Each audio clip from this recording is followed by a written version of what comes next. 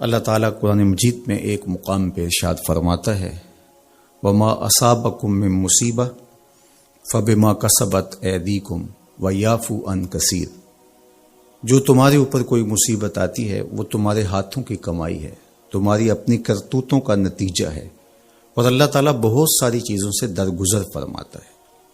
یہ اس کی کرم نوازی ہے کہ وہ درگزر فرماتا ہے اور کبھی کبھی گرفت کرتا ہے۔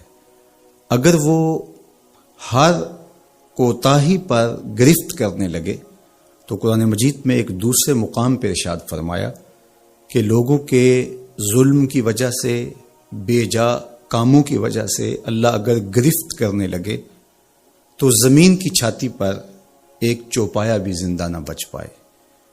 تو اللہ جل شانہ اپنے بندوں کو معاف بھی فرماتا ہے اور ان کی گرفت بھی کرتا ہے۔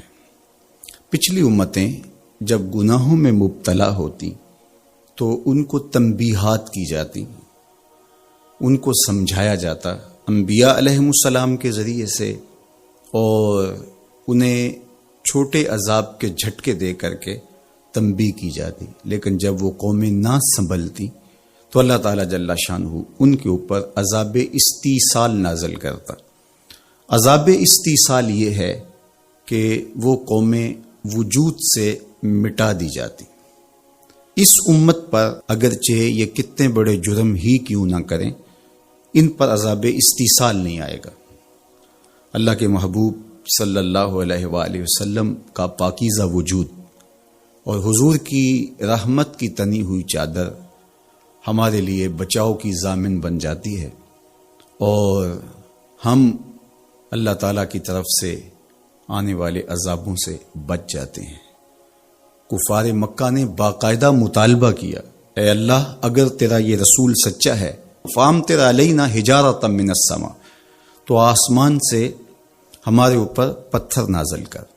تو حضور صلی اللہ علیہ وآلہ وسلم کے رب نے کیا جواب دیا؟ وما کان اللہ لیعذبہم وانت فیہم، محبوب اللہ کی یہ شان نہیں ہے کہ تو ان کے اندر رہتا ہو اور میں ان پر عذاب نازل کروں۔ حالانکہ پچھلی امتوں پر عذاب نازل ہوا اور یہ امت خود عذاب مانگ رہی ہے۔ کفار نے عذاب طلب کیا لیکن کہا کہ محبوب تیری وجہ سے میں ان پر عذاب نازل نہیں کروں گا، اگر ان کی رحمت نہ ہو درمیان میں ابھی آگ لگ جائے دونوں جہاں میں۔ تو وہ عذاب استیصال جو قوموں کے وجود کو مٹا دیتا ہے، امت مصطفیہ پر، حضور علیہ السلام کے غلاموں پر وہ کبھی بھی نہیں نازل ہوگا۔ لیکن آزمائشیں، ابتلائیں اور سزائیں ان کو وقفے وقفے سے دی جاتی ہیں تاکہ یہ سنبھل جائیں اور اپنے اعمال کو درست کریں اور اپنا محاسبہ کریں۔ اگر وہ اس کے باوجود بھی نہ سمجھیں تو اللہ تعالیٰ جل شانہ کی سخت ناراضگی کا موجب ہے۔ اہل ایمان پر جو ابتلائیں آتی ہیں، جو آزمائشیں آتی ہیں، اس پر جب وہ صبر کرتے ہیں اور اللہ کی طرف رجوع کرتے ہیں تو ان کو اس کا اجر اور اس کا صلہ دیا جاتا ہے۔ حضور نبی رحمت صلی اللہ علیہ وآلہ وسلم نے ارشاد فرمایا کہ مومن کے پاؤں میں کانٹا بھی چبھتا ہے تو وہ بھی اس کے گناہوں کا کفارہ بنتا ہے، وہ بھی اس کے لیے بہتری کا ضامن بن جاتا ہے۔ تو جو وبائیں آتی ہیں، تکلیفیں آتی ہیں، تو وہ اس کے لیے بہتری کی ضامن ہوتی ہیں۔ اسی لیے تو وباؤں سے جو اللہ پر یقین رکھتے ہوئے انتقال کرتے ہیں وہ شہید کے زمرے میں آتے ہیں۔ کتنا بڑا درجہ ہے شہادت کا، لیکن ان کو یہ نصیب ہوتا ہے۔ وہ اپنے آپ کا محاسبہ کرتے ہیں۔ کیسے ہمیں پتہ چلے کہ جو مصیبت ہمارے اوپر آئی ہے وہ سزا ہے یا ابتلا ہے؟ تو علماء نے کہا کہ جو وبا، جو مصیبت، جو تکلیف تمہیں پہنچتی ہے اس پر اگر تمہیں اللہ کی طرف رجوع نصیب ہوتا ہے تو وہ ابتلا ہے، اس سے تمہارے درجے بلند ہوں گے، تمہارے گناہ مٹیں گے۔ اور اگر ان آزمائشوں، ان امتحانات اور ان وباؤں کے باوجود بھی تمہارا اللہ کی طرف رجوع نہیں ہوتا اور تم اسی طرح اپنی زندگی کو گزارتے ہو جس طرح اس سے قبل گزارتے ہو تو وہ تمہارے لیے سزا ہے۔ تو مجھے اور آپ کو اس موقع پر دیکھنا ہوگا کہ ہم کس مرحلے سے گزر رہے ہیں، ہماری کیفیت باطن کیا ہے، کیا یہ خوف و ہراس کا عالم اور یہ وبائی امراض اور اس وقت پوری دنیا کے اوپر جو کیفیت ہے وہ ہمارے لیے اللہ کی قربت کا سبب بن رہی ہے، رجوع اللہ کا ذریعہ بن رہی ہے، توبہ و استغفار کا سبب بن رہی ہے۔ ہم اللہ تعالیٰ جل شانہ کی قربت حاصل کرنے کے لیے کوشاں ہو گئے ہیں، یا کہ ہمارے رویے، ہمارا طرز زندگی اور ہمارا انداز معاشرت بالکل تبدیل نہیں ہوا، اور ہم جس طرح کی زندگی پہلے گزار رہے تھے اس طرح کی ہی زندگی بسر کر رہے ہیں، تو پھر یہ ہمارے لیے سزا ہے، ورنہ ہمارے لیے ابتلا ہے، آزمائش ہے، امتحان ہے، اور ہم اس میں اللہ کی قربت کے ذریعے سے اللہ کی پناہ میں آ کے سرخرو ہو رہے ہیں، کامیاب اور بامراد ہو رہے ہیں۔ یہاں ہمیں دیکھنا ہوگا کہ اس وقت سسکتی انسانیت کے لیے ہمارا رویہ کیا ہے۔ کیا ہم نے اشیاء خورد و نوش سے لے کر کے ضروری ادویات تک اور انسانی ضرورت کے لیے اس وبا سے بچنے کے لیے جو ماسک پہنا جاتا ہے اس کو حصول زر کا ذریعہ بنایا، یا کہ ہم انسانیت کی خدمت کے لیے اس وقت میدان عمل میں موجود ہیں؟ تو ہم اپنے عمل سے، اپنے رویے سے اپنے آپ کو جج کر سکتے ہیں، اپنے آپ کو دیکھ سکتے ہیں۔ اقبال نے کہا تھا اپنے دل سے پوچھ، ملا سے نہ پوچھ۔ تو ہمیں اپنے اندر سے فتویٰ ملتا ہے ہم کس جگہ پہ کھڑے ہیں، تو ہمیں اس حوالے سے اپنے آپ کو دیکھنا چاہیے۔ اللہ تعالیٰ جل شانہ نے ہمیں اس ابتلا میں، اس آزمائش میں مبتلا کیا ہے، تو اس میں اس کی حکمت بالغہ کیا ہے ہم نہیں جانتے، لیکن ہم اس کی طرف ہی رجوع کر کے، اس کے حضور عجز کر کے، اپنے گناہوں کی معافی مانگتے ہوئے کثرت استغفار کے ذریعے سے اس میں کامیاب اور سرخرو ہونے کی کوشش کریں۔ اللہ جل شانہ کے محبوب علیہ السلام نے ہمیں مشکلات سے صبر کے دامن کو تھام کر گزرنے کی تلقین کی ہے، اور صبر اجر کا ضامن بنتا ہے، اور اگر بے صبری کے ذریعے سے اور واویلے کے ذریعے سے ہم وقت گزارتے ہیں تو تکلیف تو اس سے کم نہیں ہوتی، لیکن اجر برباد کر بیٹھتے ہیں۔ ہمیں ایسی مشکل گھڑیوں میں صدقہ و خیرات کے ذریعے سے اللہ کی قربت اختیار کرنے کا حکم دیا گیا۔ فرمایا گیا داو مرداکم بالصدقہ، اپنے مریضوں کا علاج صدقے سے کرو، تمہارے امراض کا علاج صدقے میں چھپا ہوا ہے۔ جب تم صدقہ کرتے ہو تو مشکلیں ٹلتی ہیں، تکلیفیں دور ہوتی ہیں، اور پھر تضرع کے ساتھ، زاری کے ساتھ، دعاؤں کے ساتھ، التجاؤں کے ساتھ اللہ کے حضور پیش ہو جاؤ۔ تم امتحان گاہ میں کھڑے ہو، وَاسْتَقْبِلُوا امواج البلا بالدعاء والتضرع، فرمایا کہ بلاؤں اور آزمائشوں کی موجیں جب تمہاری طرف بڑھ رہی ہوں تو تم تضرع اور زاری کے ساتھ اللہ کی مدد اور اللہ کی پناہ لے لو، اور جب تم اس کی پناہ میں آ جاؤ گے تو پھر تکلیفیں تمہارا کچھ نہیں بگاڑ سکتی، تمہارے درجے بلند ہوں گے اور تمہاری خطاؤں سے اللہ درگزر فرمائے گا، اور تمہارے لیے راحتوں کے، کرم نوازیوں کے در کشادہ ہوں گے۔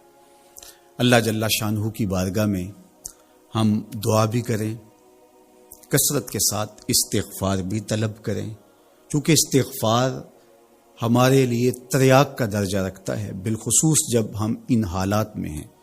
حضرت سیدنا عمر رضی اللہ تعالی عنہ فرماتے ہیں لو نزلت صاعقۃ من السماء ما اصابت مستغفرا، آسمان سے کڑکتی ہوئی بجلیاں بھی نازل ہوں تو جو استغفار کر رہا ہوگا وہ ان سے محفوظ رہے گا۔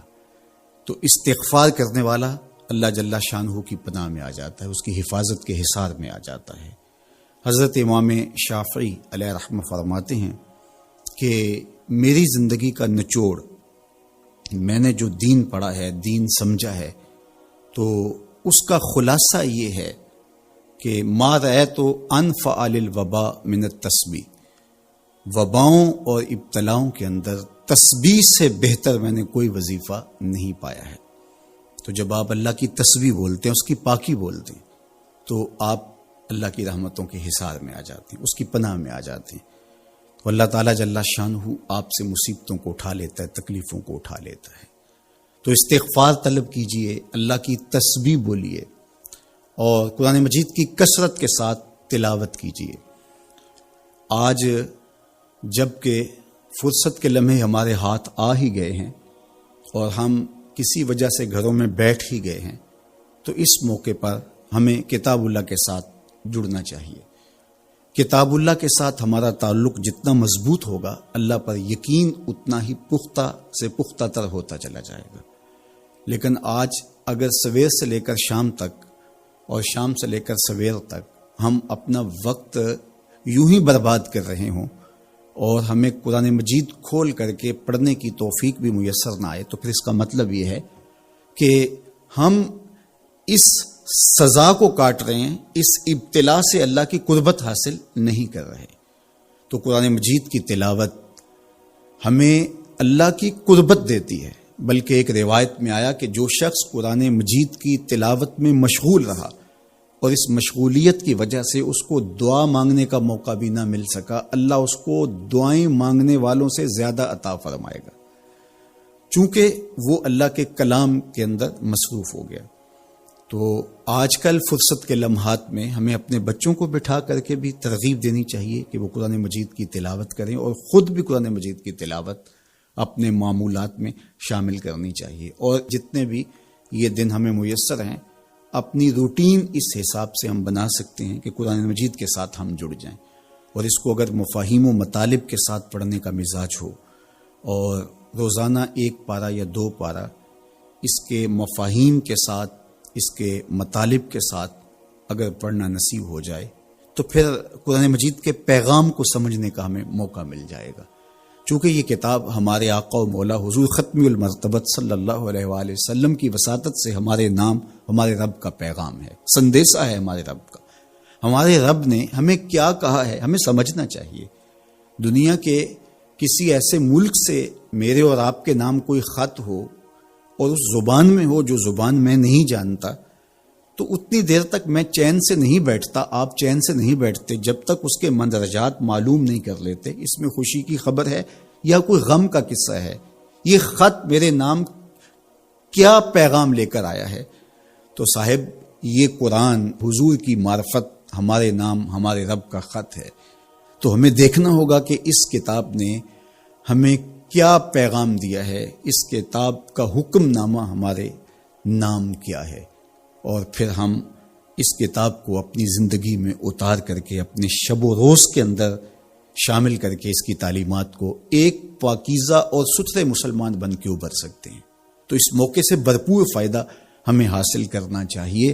اس کی تلاوت بھی کریں، خالی تلاوت بھی قرآن مجید کی تمہیں محرومیوں سے نکالے گی۔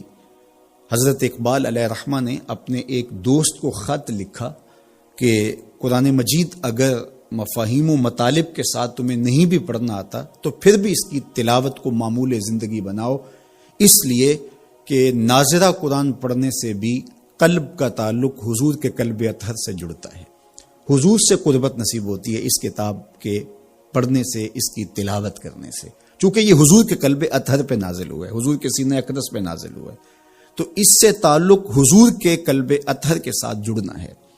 اور ہمیں فرمایا گیا کہ راتوں کی تنہائیوں میں اٹھ کے قرآن پڑھا کرو اور قرآن پڑھتے ہوئے رویا کرو، اور یہ بھی فرمایا گیا فَإِلَّمْ تَبْكُوا فَتَبَاكُوا، اور اگر رونا نہ آئے تو رونے کی کوشش کیا کرو، تکلف کے ساتھ اپنے اوپر وہ کیفیت طاری کرو کہ تمہاری آنکھیں آنسوؤں کا خراج دیں اس قرآن کو پڑھتے ہوئے۔ کیا یہ تصور تھوڑا ہے کہ جب تم قرآن پڑھ رہے ہو تو اس خیال میں ہو کہ میں اپنے رب کا کلام پڑھ رہا ہوں؟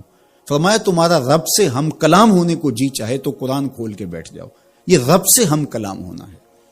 حضرت داتا گنج بخش علی حجویری علیہ رحمہ سے ایک مرید نے کہا حضرت اگر رونے کی کوشش کریں تو پھر بھی رونا نہ آئے تو فرمایا پھر اپنے مقدر پہ رویا کرو، تم اتنے سنگ دل ہو گئے ہو کہ تم رونا بھی چاہتے ہو لیکن تمہاری آنکھیں آنسوں کا خراج نہیں دیتی۔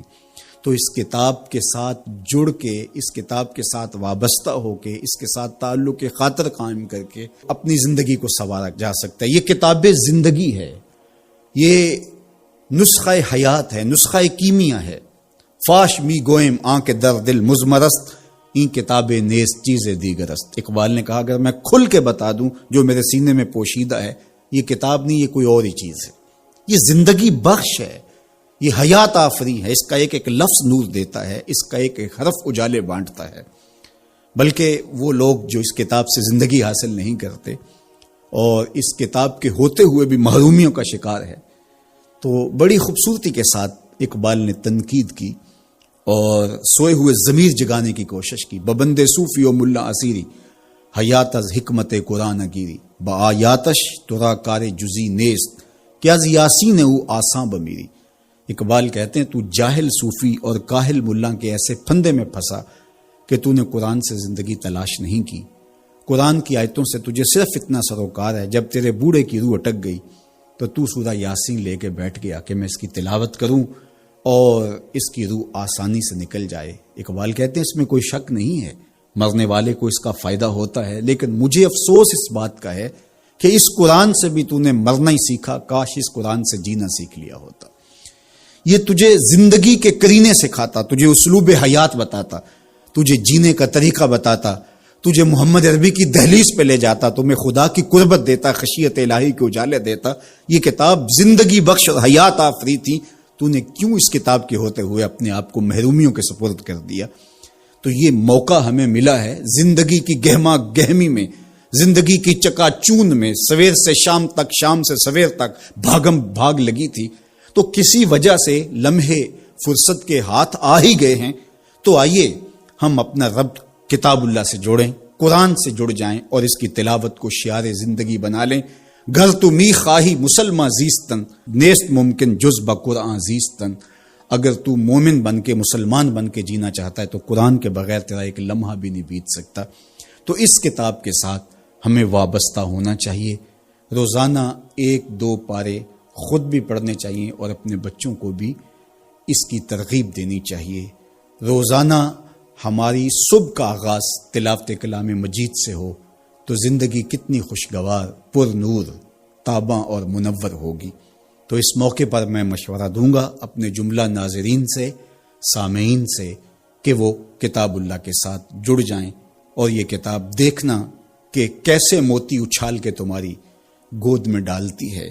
یہ دنیا کی واحد کتاب ہے جو اپنے قاری کو اس کے نفسیات کے مطابق، اس کے مبلغ علم کے مطابق، اس کے ظرف کے مطابق اس کو عطا کرتی ہے۔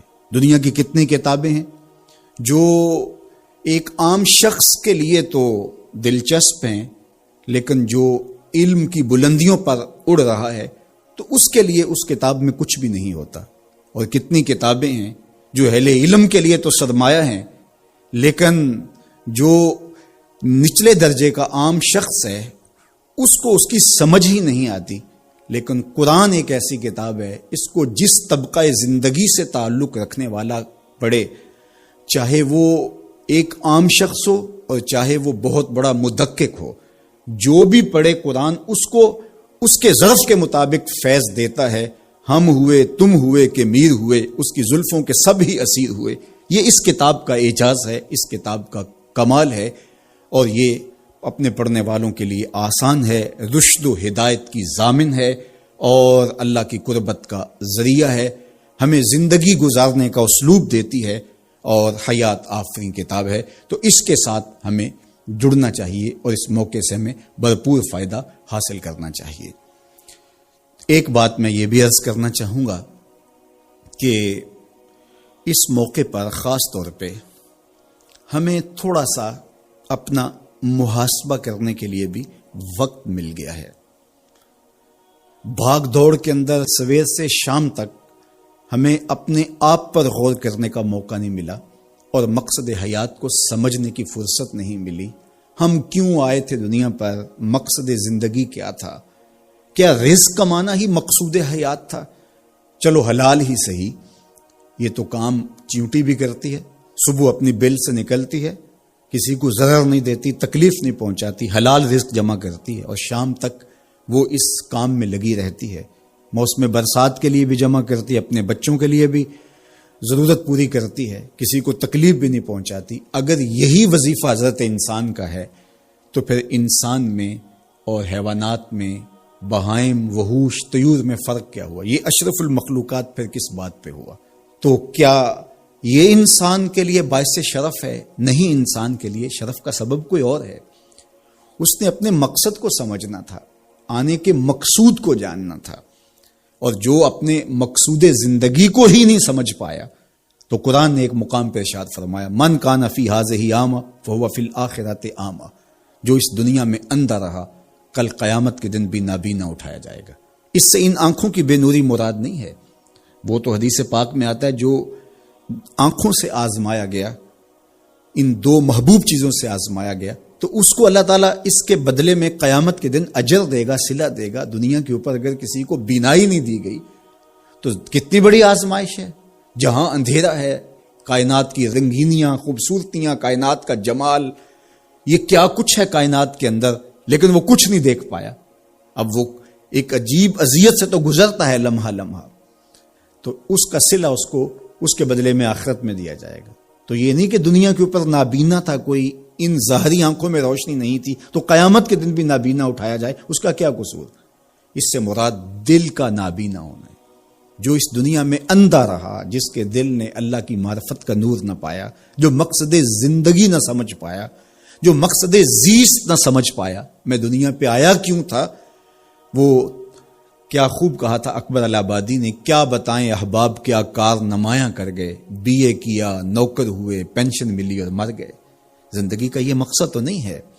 تو زندگی کسی کام کے لیے، ہم اللہ کی معرفت حاصل کریں، اپنی زندگی کے مقصود اور مدعا کو سمجھیں کہ ہم کیوں تخلیق کیے گئے اور ہمیں فہم و فراست اور عقل و خرد سے کیوں نوازا گیا۔ تو وہ مقصد اگر ہم نے نہیں پایا تو اس موقع پہ ہمیں اپنا محاسبہ کر کے غور کرنا ہوگا اور اپنی زندگی کی راہوں کو درست کرنا ہوگا۔ اللہ کے حضور رجوع کریں، سچی توبہ کریں۔ آج یہ تھوڑے سے حالات دیگر گوں ہوئے اور موت آنکھوں کے سامنے رقص کرتی ہوئی نظر آئی۔ ابھی تو ہم نے سوشل میڈیا پہ مختلف لوگوں کی موت کے رقص کو دیکھا، ہم نے الیکٹرانک میڈیا کے اوپر مختلف ممالک کی خبریں دیکھیں اور دل لرزنے لگے۔ اور جب اپنی آنکھوں کے سامنے ان لوگوں نے یہ مناظر دیکھے ہوں گے تو کیا عالم ان کا ہوگا اور کیا کیفیت ان پر بیتی ہوگی، اور کس کرب سے، کس اذیت سے وہ گزرے ہوں گے۔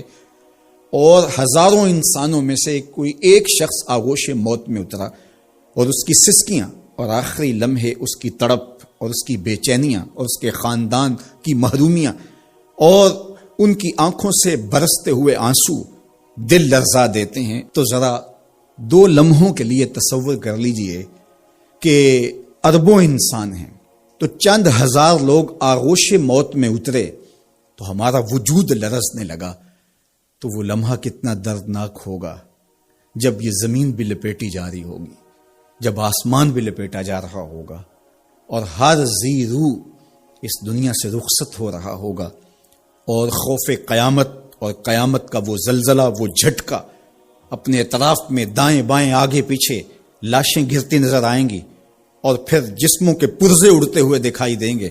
اذا زلزلت الارض زلزالها واخرجت الارض اثقالها وقال الانسان ما لها یومئذ تحدث اخبارها۔ وہ داروگیر کے لمحے، وہ ایک خوفناک چنگھاڑ اور چیخ، وہ اتنا دردناک لمحہ ہوگا کہ ہول قیامت سے پیدا ہوتے ہوئے بچے کے بال سفید ہو جائیں گے۔ وہ اتنا دردناک لمحہ ہوگا۔ تو وہ لمحہ بھی آنے والا ہے اور ہم سب لوگ آغوش موت میں اترنے والے ہیں۔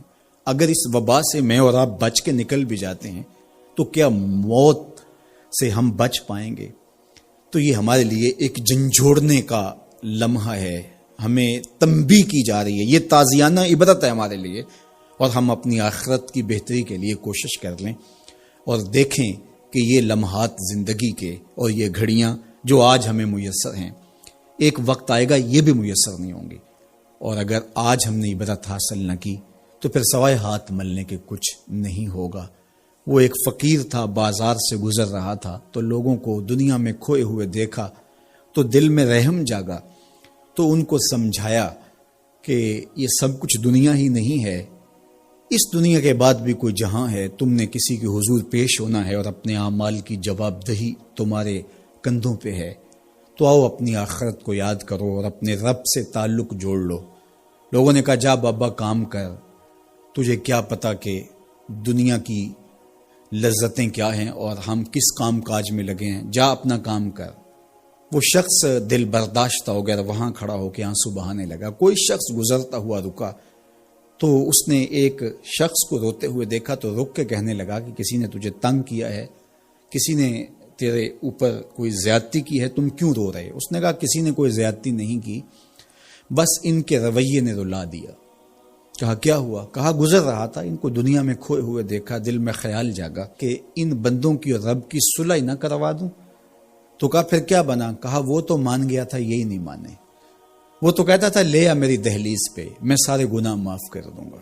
التائب من الذنب کمن لا ذنب لہ، گناہ سے توبہ کرنے والا ایسا ہو جاتا ہے جس طرح اس نے گناہ کیا ہوا ہی نہیں۔ نامہ اعمال سے بھی گناہ مٹا دیے جاتے ہیں، فرشتوں کی یادداشتوں سے بھی محو کر دیے جاتے ہیں، اور گناہ جس جگہ پہ کیے زمین گواہ ہوتی ہے، ہاتھ پاؤں گواہ ہوتے ہیں، سب جگہوں سے محو کر دیے جاتے ہیں۔ اور گناہ سے توبہ کرنے والا ایسے ہوتا ہے جیسے اس نے ابھی ماں کے پیٹ سے جنم لیا ہو۔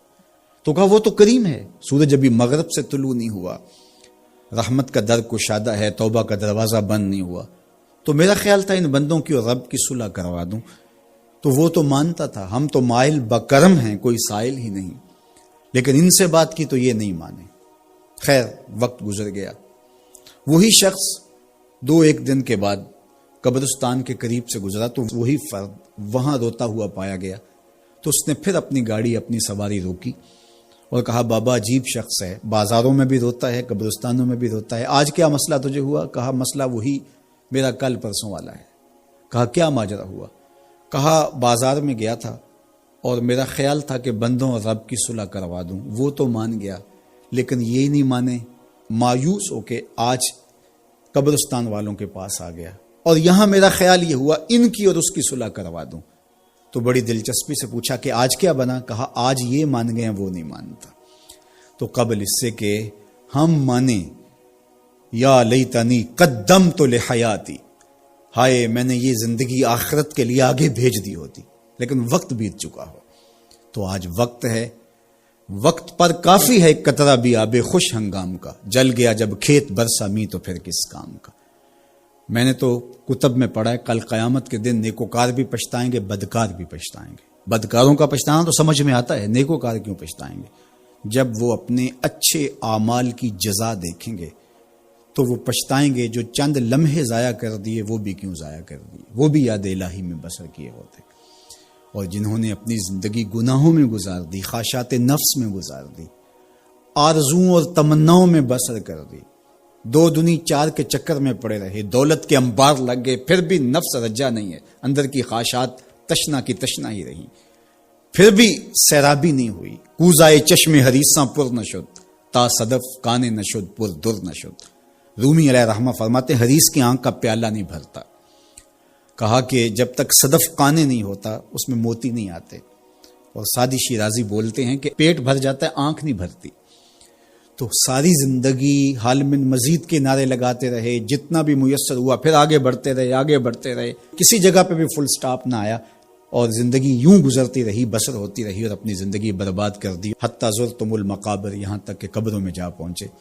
تو آج اپنی آنکھوں کے سامنے موت کا رقص دیکھ رہے ہیں، اور ہم پوری کائنات کے اندر دیکھ رہے ہیں کہ جو وسائل سے مالا مال تھے، جنہوں نے دنیا کو تسخیر کرنے کا دعویٰ کیا تھا، جن کا خیال یہ تھا کہ ہم ہر طرح کے حالات سے نپٹنے کی صلاحیت رکھتے ہیں، ہمارے پاس تمام وسائل میسر ہیں، لیکن آج کس طرح بے بسی کی تصویر نظر آتی ہیں۔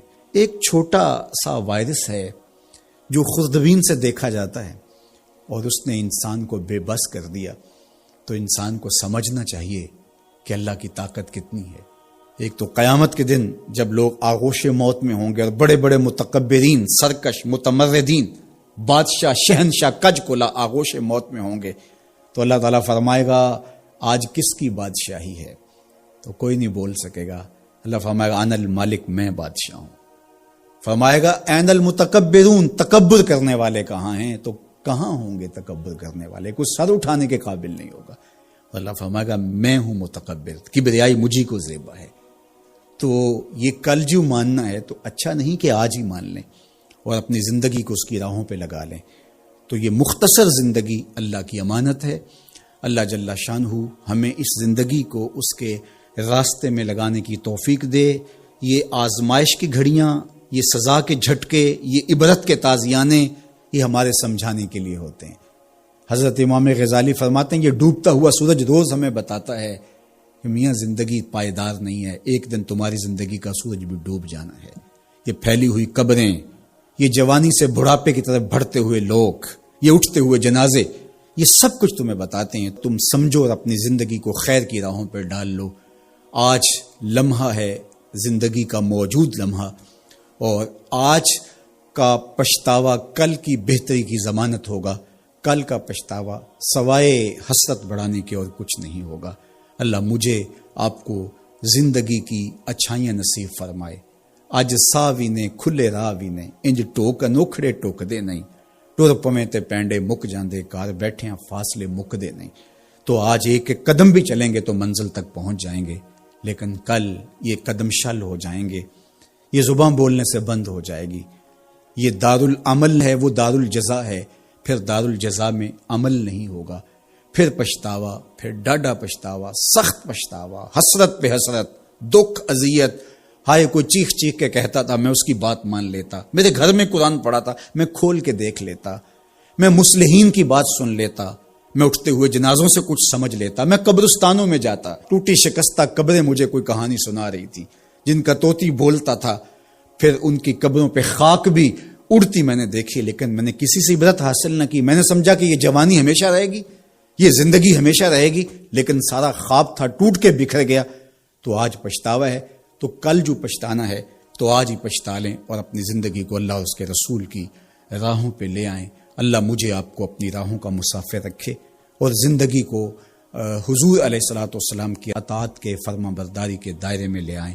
وآخر دعوانا ان الحمد للہ رب العالمین، الحمد للہ رب العالمین، والصلاۃ والسلام علی اشرف الانبیاء والمرسلین۔ اللہ اٹھے ہوئے ہاتھ، پھیلی ہوئی جھولیاں اپنی رحمتوں سے بھر دے، بخت کی بہاریں نصیب فرما دے، مقدر کی خزائیں رخصت کر دے۔ جئیں تو تیرے لیے، مریں تو تیرے دین کے لیے، زندگی کی آخری ہچکی تک تیرے رسول کے وفادار رہیں۔ ہر علت، ہر قلت، ہر ذلت سے رہائی عطا کر دے، اپنے محبوب کے در کی گدائی عطا کر دے۔ نفس و شیطان کے مکر و فریب سے، دجل و تلبیسات سے ہماری حفاظت فرما۔ اے اللہ ان وباؤں سے نجات عطا کر دے۔ اے اللہ تیری مخلوق تڑپ رہی ہے، سسک رہی ہے، میرے مالک اپنی مخلوق پہ رحم فرما اور اپنا خاص کرم فضل ان پہ نازل کر دے۔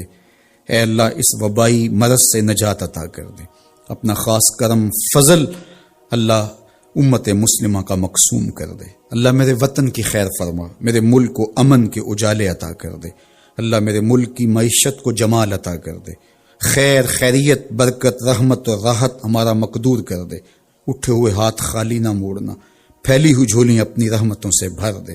ساری زندگی اپنی چوکھٹ کا فقیر رکھنا، اپنی دہلیز کا نوکر رکھنا، کبھی کسی کا محتاج نہ کرنا، ہمیشہ اپنی چوکھٹ کا فقیر رکھنا۔ اللہ ہم تیرے عاجز، ناتواں، کمزور بندے تیری دہلیز پہ ہاتھ پھیلائے، جھولیاں پھیلائے تیری رحمت کی بھیک مانگ رہے ہیں۔ میرے مالک اپنے کرم سے ہماری جھولیاں اپنی رحمتوں سے بھر دے۔ اس وبائی مرض سے اہل وطن کو، پورے عالم کو نجات عطا کر دے۔ اے اللہ اس مرض کو دور کر دے، اس کو ہواؤں میں اڑا دے، دنیا کے افق سے اس کو غائب کر دے۔ اللہ جو موجود ہے اس کے لیے اپنے کرم سے دوائیں نصیب فرما۔ اے اللہ اپنا خاص کرم فضل اس وطن پاکستان کے شامل حال فرما، جو مسیحا قوم کے اس وقت اس بیماری کے ساتھ نبرد آزما ہیں اور مشکل حالات کے اندر مریضوں کی دیکھ بھال کر رہے ہیں۔ اللہ ان ڈاکٹرز کو حفاظتوں کے حصار میں رکھنا، ہماری پاک فوج، ہماری پولیس اور ہمارے ادارے جس طرح اس مشکل گھڑی میں قوم کے ساتھ آ کھڑے ہوئے، اپنی جانوں کو ہتھیلیوں پہ رکھ کے اے اللہ ان کی حفاظت فرما، ان کے اہل و عیال کی حفاظت فرما، ان کے بچوں کی حفاظت فرما، ان کی نسلوں کو خوشبودار رکھنا اور اپنی پناہوں کا حصار عطا کرنا۔ اللہ میرے وطن میں نظام رسول کی بہاریں پیدا کر دینا، اللہ خیر اور بھلائی مقسوم کر دینا۔ اے اللہ سسکتی انسانیت کا یہ درد دیکھ کر کے دنیا کے جو کارپرداز ہیں ان کو یہ سوچنے کی توفیق دے کہ کشمیر میں، القدس میں اور دیگر بلاد اسلامیہ کے اندر سسکتی انسانیت کیسے وقت کاٹتی ہے، اور دنیا کے اوپر امن کے لیے پائیدار کوششیں کرنے کی توفیق عطا فرما۔ اللہ ہمارے اٹھے ہوئے ہاتھ خالی نہ موڑنا، جملہ ناظرین کی جتنی دعائیں ہیں اللہ اپنے کرم سے مستجاب فرمانا، بے اولادوں کی جھولیاں اولاد سے بھر دینا، دکھیوں کے دکھ دور فرمانا، پریشان حالوں کی پریشانیاں دور فرمانا، بیماروں کو شفا عطا کر دینا، بے اولادوں کی گودیاں اولاد سے ہری کر دینا، انہیں اولاد نرینہ بھی بخشنا، اولاد مادینہ بھی بخشنا، اور ان پر اپنی خاص رحمات کا نزول کر دے۔ وصلی اللہ تعالی علی النبی الامین وعلی آلہ واصحابہ اجمعین۔